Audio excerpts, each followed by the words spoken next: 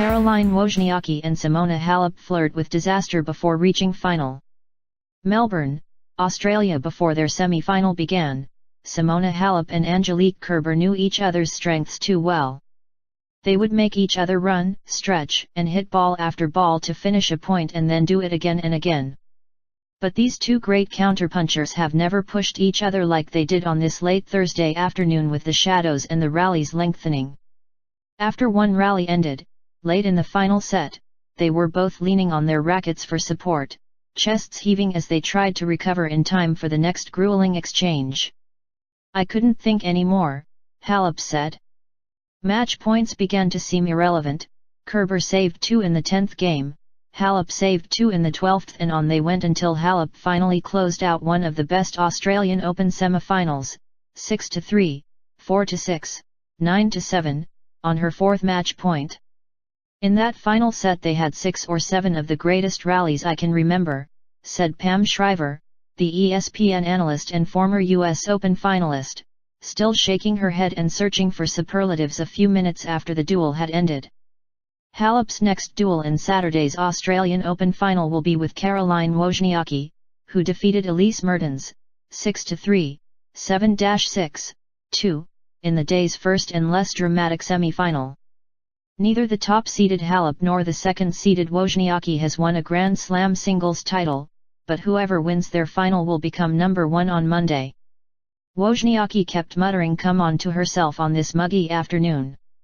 She is normally an upbeat personality, once nicknamed Sunshine, but she had been troubled for the last 7 years over her last journey to the Australian Open semi-finals. In 2011, when she was just 20 years old, Wozniacki held a match point against the Chinese star Li Na when serving at 5-4 in the second set. Wozniacki went on to lose the match. "That's still haunting me to this day," she said before taking the court for another semi-final in Melbourne, against Elise Mertens, an unseeded but fast-rising Belgian player counselled by the former world number 1 Kim Clijsters. This latest trip to the Final Four was not without struggles, but the second-seeded Wozniacki fought through the nerves and prevailed, 6-3, 7-6, 2, to reach her first Australian Open final. She managed the victory despite again faltering when serving for the match at 5-4 in the second set.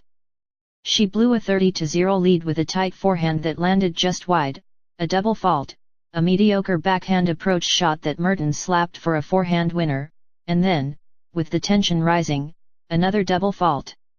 Mertens bared her teeth and looked at her support group in the players' box, including her coach and boyfriend, Rob Sens.